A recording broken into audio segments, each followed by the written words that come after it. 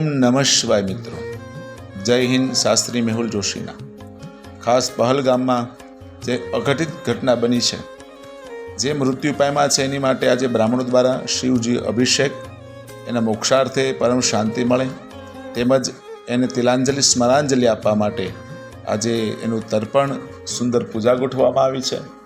ભવિષ્યમાં આવી ઘટના ન બને, ખાસ સરકારશ્રીને વિનંતી, ખાસ ઉચ્ચતમ પગલાં લઈ અને આનો જલ્દીથી જલ્દી નિર્ણય આવે.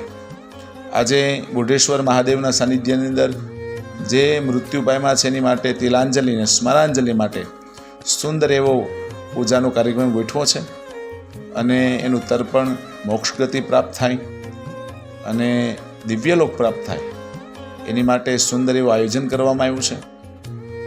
તમે જોઈ શકો છો.